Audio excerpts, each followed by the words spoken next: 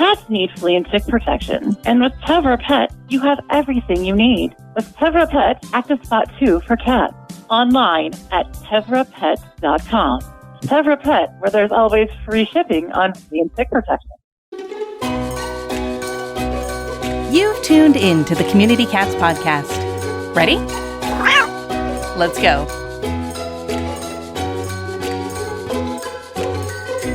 Welcome to the Community Cats Podcast. I am your host, Stacy LeBaron. I've been involved helping homeless cats for over 20 years with the Merrimack River Feline Rescue Society.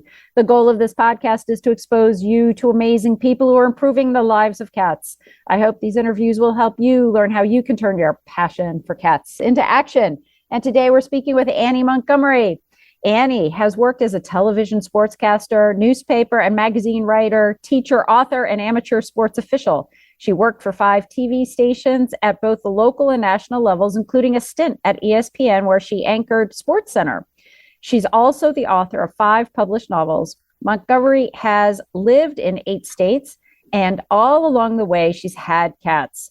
For the past 25 years, she's worked to take care of feral cats in her neighborhood under the Trap, Neuter, Release Initiative, TNR, and she currently has 4 cats, 2 who live indoors and 2 who live outdoors by their own choosing. And I just saw one walk across the screen there as I was reading the bio. That's Weston, and he's deaf, so he can't go outside. And he was found in a hotel room with 29 other cats. Oh my God. And they named them all after hotels. So he's Weston. The problem was he was bald when they found him. He has terrible allergies. And they put him in the newspaper here. And, you know, when you see the picture of the newspaper, you know, they're one step from the needle. So my son and I saw his picture in the paper. Yeah. And we went down to the Humane Society saying, we want to rescue Weston. They said they didn't tell the truth. He's sick. He's got hearing issues. He's deaf. You know, he has horrible allergies. And I've had a lot of cats, and I understood what all that meant, especially financially. And I had a lot of cats at home, but my son is a foster son.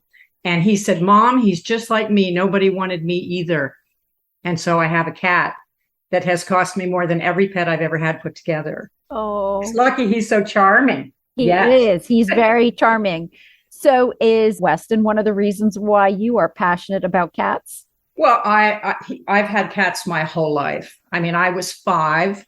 My first pet was Pepper. He was a gray and white old tomcat with one ear, you know, chewed off. And sadly, back then, no one ever considered that we should have neutered him. And so I'm kind of guilty that if I go back to New Jersey, there'll be hundreds of thousands of little descendants from my cat Pepper. But I fell in love with cats, and I have dogs too. So I don't pick sides. I really don't. But I have lived, because I was in television and I moved around quite a bit, I would find myself in places where cats showed up. And, you know, somehow cats know how to find us. And suddenly there were 10 stray cats in East Phoenix, where I live. And I was very fortunate. My neighbor across the street also started taking care of them. And I didn't learn about the trap, spay, neuter, release thing until he came over and said, oh, there's a little cat, a tiny little cat. She's had kittens in the backyard and we can't get her. And we called a group that does what you do. And they came out and I was amazed. They had special trapping cages and things. And they took the mother cat away, got the kitten straightened out, got her spayed, and then re-released her into our neighborhood. And I went, that's brilliant. Because we know that if we keep a stable population of cats, you won't have more coming in. So between my neighbor Daryl and I, we took care of 10 cats that were outdoor cats. And not that they couldn't come in, they were welcome to, but they normally didn't. And most of those cats, original cats, lived to be 15, 16. The oldest was 19. And, you know, some were very friendly and sweet, and some were very standoffish, but we fed them and took care of them. And I'm down to 2 outdoors, as you said, and 2 indoors. But, you know, it made me understand that the spay and neuter thing is so massively important. And not enough people are doing it, especially where I live in Phoenix. Nobody spays or neuters their pets. It's frustrating. Yeah, I've always believed that it starts in the home with cats that aren't getting spayed and neutered, and then they get let out and they become part of the external community. And then there's the kittens that get involved and all that kind of process. You just sort of can take it from there to the next generation. And the spay neuter part of it is so critically important. And I'm really glad you brought that up, because there have been challenges since COVID with being able to access appointments in the veterinary community too. And there's obstacles. And of course, it's very expensive. There's a lot of financial challenges too. You just mentioned Weston being a very expensive cat. And how do you think people can afford to take care of their pets? Sadly, I think they don't consider those things ahead of time. I taught in a Title I school, an inner city school, for 20 years. And there were many of my pets came from the streets in downtown South Phoenix, where animals are not treated very well. And they don't seem to understand that if you get a pet, you are responsible for them forever. It's not, oh, that cute little kitten or that cute little puppy, and now we're tired of them because they're not cute anymore. Your job is to take care of their health and well-being and needs as long as they live. And I tried to point out, cats can live 20 years. So you have to decide that you are going to make sure you put the money away. As I said, Weston has cost me a fortune. He has to have shots every month. He had a ruptured eardrum 2 days after we got him, which was a horrible thing to see. But you make that decision when you bring them into your home. And so I did that. And when I was a kid, we had a dog and we had a collie dog and my cat Pepper. And my parents, we sat down to dinner one night, and they're both animals were, lying on the floor by the table. And my father said, "Hey, who fed the animals?" And we all had forgotten. And my father, who's a gentle soul, got very angry. He said, "They count on you. They depend on you to care for their needs. We feed you. They can't get up and feed themselves." And we were horrified, all of us. And to this day, no one eats in my house until the animals are fed. No one. Now, I was raised like that, but many children aren't. And I talk about animal abuse in my classrooms. And I had a little girl who raised her hand and said she didn't understand what animal abuse even meant. And I said, "Well, did you ever have a pet?" And she said, "Yes, I went to a party and they gave me a little white puppy." I said, "Okay, so you understand you need to be kind to the puppy." And she said, "No, while we were driving home, my father took it from my hand and put it in a McDonald's bag and dropped it on the highway." That's all she knew. Yep.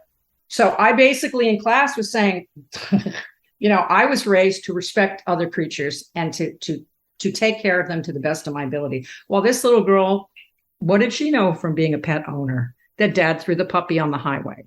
So I think you have to learn it. And it's easy to learn when you're growing up. But some people grow up with this idea that cats are horrible creatures. And it's very frustrating to try to get them to see they're not horrible. They're just different than dogs. We clearly know they're not the same kind of creatures. Or they feel that they are meant to fend for themselves. Cats can take care of themselves and that kind of thing. And I'd also say that there are definitely challenges in certain communities because there's no access to veterinary care in those communities. And it's expensive and locationally limited too. It's limited by the location, the cost. When we adopt out of shelters that can somewhat be located in more suburban areas, we're getting for $75, we're getting a cat or a kitten that's already spayed and neutered, that's had its first shots. But if you pick up a cat or a kitten on a street in a community and you don't have access to a veterinarian, the veterinarian is in the suburbs and you're in an urban area, you don't have access to a car, it's going to be $300, but you're just trying to help this unspayed or neutered kitten on the street. You're looking at a bill 3 times the size of what the suburban person got at the shelter for $75, in the whole package deal. Oh, I know. And I've paid out of pocket to take care of all these animals. And I can afford to do that. But a lot of people can't. The idea is, please don't get a pet if you can't afford to feed it and take care of its medical needs and treat it kindly. I had students, of course, who would get a dog or a cat and lock them leave them outside. I have one cat now, Morgan, who I found at school. And one of the little kids my kids were high school kids, but they're little to me, that she said, "Oh, I really want the kitten. And can I take it home?" I said, "Call your mother, see what she says." And mother said, "Yes, you can bring the kitten home." So she did. We got her a box. She brought the little cat home. And the next day I called the family to see how the kitten was doing. And I got the father on the phone, and the father said, I don't like cats. I don't want this cat in my home. And I'm putting in a cage in the backyard. Now I live in Phoenix, Arizona. It was 110 degrees that day. And I said, what's your address? And I went and got the cat, because you can't do that. If you're not all in with it, then you shouldn't have a pet. It's that simple, because it's a big responsibility. And for me, I'm 67. So now every time I think, do I want to get a cat or a dog? How old am I going to be in 20 years? Am I going to be capable of taking care of my pets? For me, if I die, my kids will be fine, but I need to make sure my pets are taken care of. So I can't have any more dogs. I said that my dog now is my last dog. I don't know, the cat, I'm not going to collect more animals, because I don't want to be 85 and go, oh crap, what do I do with my pets? These are things we need to think about. It breaks my heart when I see in the paper, oh, somebody had to send their 3 cats to the Humane Society because they couldn't care for them anymore. And it's hard to rent. I've lived in a lot of places. It's hard traveling with pets. You have to make exceptions and find places where people will accept that. And it's not easy. So my attitude is, don't have a pet until you can financially and emotionally care for it. And then the flip side to that also are the population pressures that our shelters feel, as well as our community feels, with regards to the fact that we do have, a cat overpopulation situation. Many organizations are becoming what we call limited admission or managed intake, so that they aren't having to euthanize cats due to space issues. So there is more trap, neuter, return. And there's also what's called return to field, which is basically if a healthy cat comes into a shelter, ideally they get spayed or neutered, and then that healthy cat is put back out in the community with the thought that there is somebody already caring for that cat out there, because they don't want to have to euthanize the cat because of space constraints. It's a perfectly healthy cat. There must be somebody feeding that cat and caring for that cat in whatever way possible. Yes, it's probably, I think, kicking the can down the road, because at some point in time, that cat's going to have rotten teeth, going to have, an abscess in the ear or something like that. But that's what our spay neuter programs really do, is preventing the birth of the unwanted kittens. But when there's adults out there in the community, I think those adult cats are treated in a different light, but yet they aren't having to be euthanized in a shelter. So there are so many different perspectives in this whole balancing act of what's a good number of cats and kittens to have in our community. How are they being provided? Area like Phoenix, you have a lot of kittens. Areas in New England bring kittens up from the south because they don't have as many kittens for adoption that are available. And there's just this whole balancing act that goes on around the country, trying to ensure that any cat that's out there that does need help, for whatever type of help it needs, that we have those resources available. And it's a fine balancing act that we have in every state with different challenges, for sure.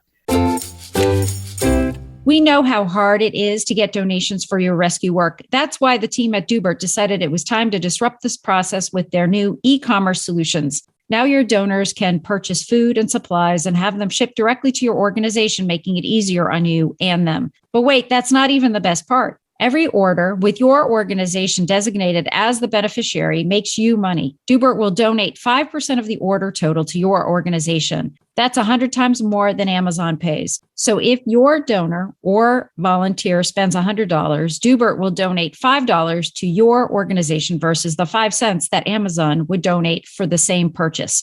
Now your fosters, adopters, and donors can shop for their regular pet supplies on Dubert and enjoy the same free shipping offered by Chewy, but knowing they are delivering regular funding to you. Learn more at Dubert.com and get started today. When it comes to large cats, you need flea and tick protection you can trust. Tevra Pet has you covered with a special Active Spot 2 flea treatment for large cats. Online at tevrapet.com. Tevra Pet, where there's always free shipping on flea and tick protection. Ever wanted to quickly connect, collaborate, or problem solve with others in the animal welfare field who are, real people? Look no further than Maddie's Pet Forum. Maddie's Pet Forum brings people of animal welfare together with the common goal to keep more people and pets together. We share ideas, expertise, offer each other support, resources, and more. Visit forum.maddie'spetforum.org/cats. Maddie's Pet Forum. Come for an answer. Stay for the community. Annie, you were in TV and outreach and communications. You've played this very public role with your job. You want to share a little bit more details about what your life was as a television sportscaster and teacher and everything else, because so much of what we do is communication. We're trying to communicate with our community. We're trying to communicate with our neighbors to convince them that trap, neuter, return is the right thing to do. You know, what tips do you have for us who are out there in the community trying to really advocate for these cats? You know, do you have any advice for us? Part of the problem is education, which is always the case. Making people understand that there are options, making people understand that not to have a pet if you can't afford what comes with having a pet, which is very often medical bills. I'm not exactly sure. I do like some of the, we have some different kind of programs here. Do you have the one where they adopt working cats? Yep. Yeah, where they have big warehouses that have rodent problems. And let's say, here are 2 neutered tomcats, they're going to live in your warehouse and solve this problem for you so we don't have to put poison on the ground. I love that kind of idea. That's great thinking. I wish I could tell you that I had some, I taught communications for 20 years, communications and journalism. I should be able to talk to people, but they just kind of, it's like the people, I walk my dog every morning in the neighborhood, and there are 2 houses with all these kittens every year. And they're very nice people. And then there's another 2 other houses where there's always bowls of food out. So I'm not the only one doing this in my neighborhood, but I don't know that everybody's spaying and neutering.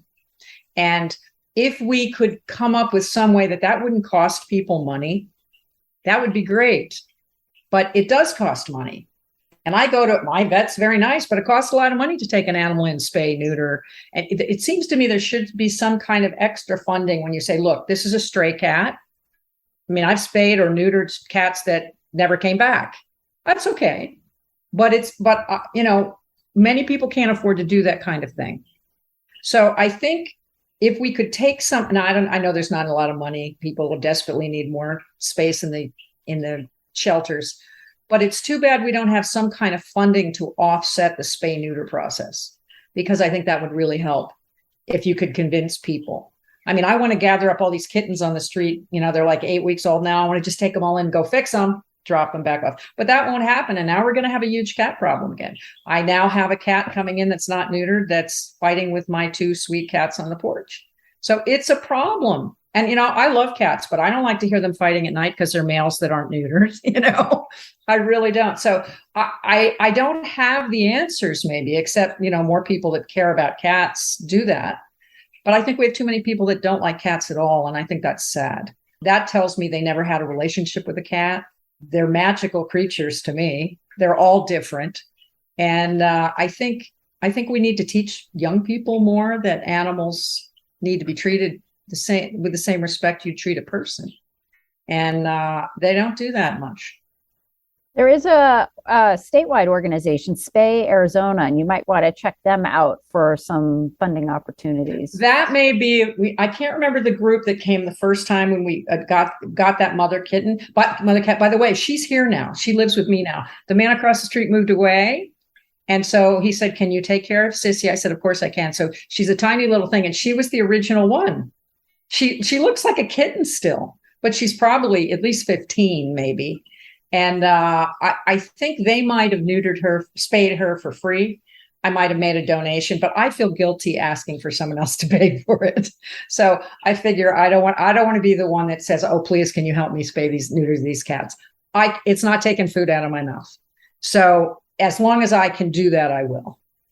Oh, well, and that's wonderful. I think that it takes a huge village, to make it all work. Yes. Some of us will pay more and some of us will pay less, but it'll all work out, at the end of the day. And hopefully, any cat that needs access to spay neuter would be able to get that opportunity. I also have one other thing, and I'm not going to make friends with this comment probably. I don't believe cats should be bred. I don't think it makes me kind of crazy when I look in the newspaper and for $1,000 you can get some little kitten that's a special breed. We have so many animals, and there's no need to make them one kind of breed.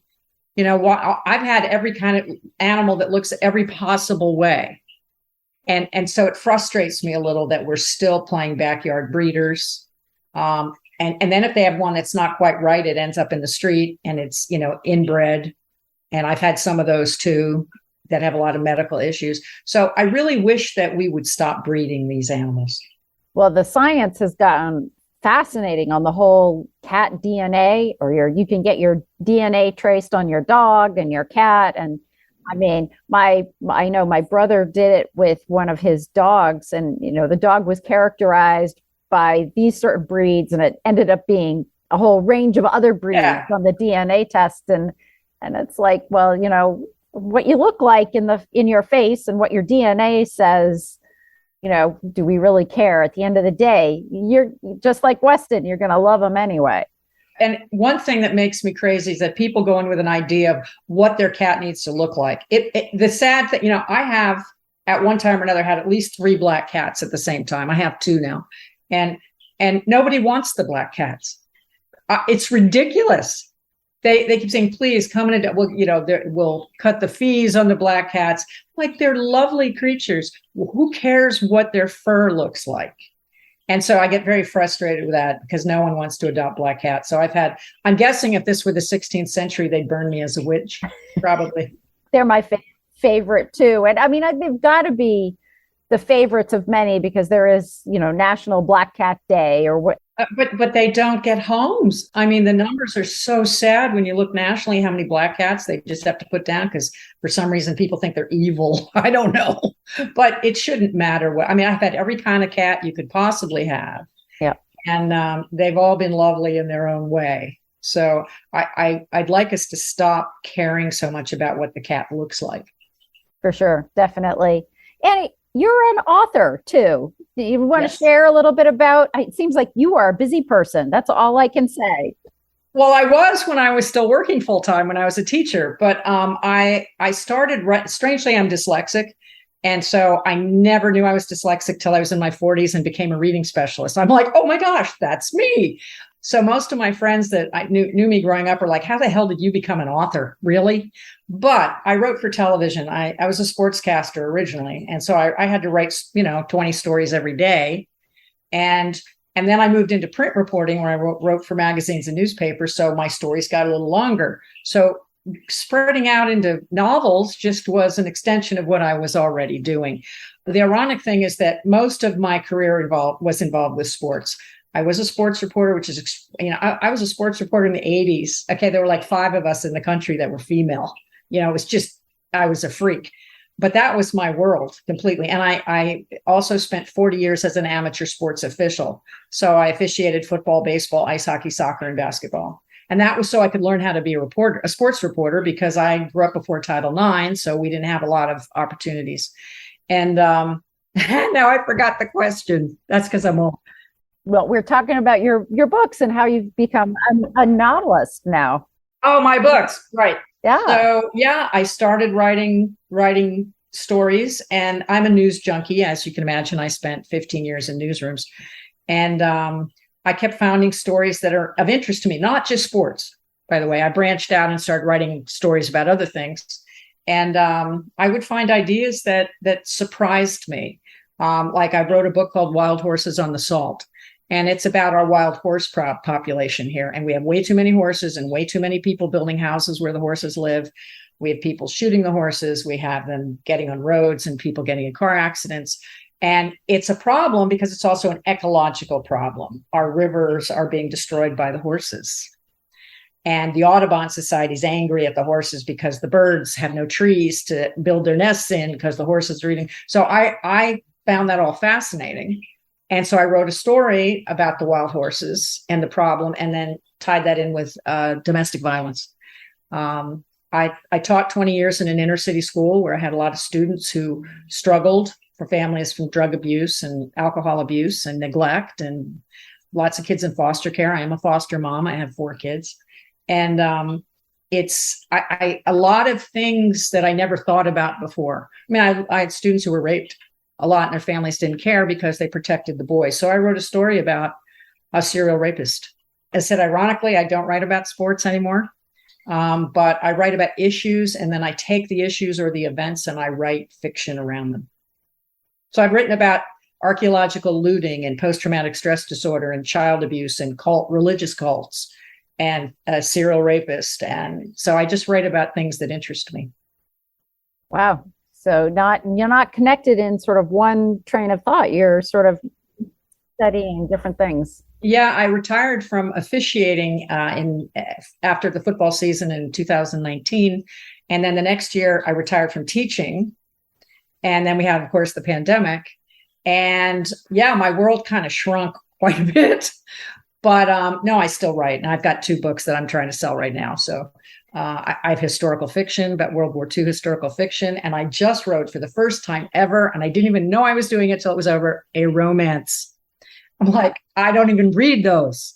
But I went, oh my God, I think I have just written a romance. So yeah, I'm interested in lots of different things.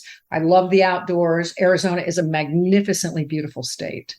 It's not all desert. We have mountains, we have streams, we have lakes. It's beautiful. And the Sonoran Desert is magnificent. So all my books, the location is also a character. So yeah, no, I love to write. And I'm glad because, now I can write every day. But before I only wrote books in the summertime when I was on school break. The story with the horses is interesting because there are many challenges with regards to birds and cats too. Yes. And challenges with that also. I learned that I interviewed a gentleman who was the past president of the Audubon Society here. They hate cats. I understand. I do understand. But we can't just get rid of all the cats. I think when you neuter a cat, it tends to stay home and be lazy and not want to hunt birds too much. Not always. But yeah, I ran into that about the cat problem along with the horse problem, along with the cattle and the streams. So a lot of ecology problems. I don't know what we do with cats. Yes, they're an invasive species in the Americas. I understand that. But we're not going to get rid of them. You can't declare that they're rodents. I think they tried to do that once here. And we do have laws here that says you cannot take a cat and move it from your neighborhood. You can't pick it up and drive it 10 miles from here and drop it off. It's illegal. My neighbor did that once before we started taking care of all the cats, and it came back. And I finally told him, I said, law says you can't do that. You cannot harm them. You cannot move them. So let's live with them the best as we can. And trap, neuter, return, at the end of the day, as you know, you see the population reduce as long as everybody's staying on top of it, right? And making sure that everybody gets spayed or neutered and the newcomers get addressed and that kind of thing. But now I don't know what to do because they're all we were really good for about 10 years. We had very few strange cats coming through. I'm willing to feed about just any cat that comes to the door until they get mean. And I have one that's getting mean now. So I wish I could catch him, but he belongs to somebody. He's got a collar. So I just think he's, looking for girls, maybe. Yeah. Well, and that person needs to know if there is a low cost, spay neuter option. And we don't have that. We don't have, though maybe once a year you can go and they'll do it for free, but you stand in line for a very long period of time. And many people, we still have, especially men, not picking on men, love men, but they have this idea that it's a terrible thing to neuter an animal. I'm like, no, you're doing it a favor. You're making it a nicer pet. I'm not doing that to him. It's got nothing to do with you. It's got to do with the animal. And to spare a mother cat from having litters over and over again, it's a kindness. But they don't see it that way. They see it as something horrid. I don't know anybody that wants to have an unneutered male cat in their house. No. In their house. Awful. So if you want that cat in your house, it needs to be neutered. But even outdoors, because that's what people spray the outside of your house. It'll spray your bushes. Well, that and they scream. And we've recently had one doing that. And I keep thinking, oh, God, please don't think it's my cats, because my cats are not doing it. But it's frustrating. I don't want to hear a cat screaming at 3 o'clock in the morning. I can see why people find them disturbing. Right. But if we would put a little more effort into it, and I appreciate all the people feeding them. That didn't used to happen in my neighborhood. I don't think we have any groups here that will help them do that. At least not enough. I live in a working class neighborhood in the middle of Phoenix. So people here don't have the money they can pay for the food, but they can't take 10 cats to the vet. Yeah. So that's the big problem. And they think it's cute to have babies too. Oh, aren't they cute? I say, yeah, they're going to be cats. Then what? Yeah, for sure. For sure. Hey, Annie, if folks are interested in finding out more about your books and the writing that you do, or just to reach out to you, how would they do that? The easiest thing to do is just go to my website, and it's AnneMontgomeryWriter.com, and that's Anne with an E. So AnneMontgomeryWriter.com. All my contact information is there, all my social media sites. I blog every week. And so, yeah, you can find anything about you care to know about me on my website. Great. We'll make sure that gets in the show notes. Is there anything else you'd like to share with our listeners today? No, I think I said the one thing I wanted to share was about the black cats. Give a black cat a chance. Don't just pass them over if you're at the Humane Society or the shelter. Give them a chance, because way too many of them are being put down. Excellent. Annie, I want to thank you so much for joining me today and being a guest on the show. And I hope we'll have you on again in the future. Well, thank you. I enjoyed it. That's it for this week. Please head over to Apple Podcasts and leave a review. We love to hear what you think, and a 5-star review really helps others find the show. You can also join the conversation with listeners, cat caretakers, and me on Facebook and Instagram. And don't forget to hit follow or subscribe on Spotify, Apple Podcasts, Google Podcasts, YouTube, Stitcher, or wherever you listen to podcasts so you don't miss a single show. Thanks for listening, and thank you for everything that you do to help create a safe and healthy world for cats. Your cat will love you when you choose high-quality Tevra brand products. All vet approved, including flea and tick protection from all the diseases that they carry. Online at tevrapets.com, where there's always free shipping on flea and tick protection.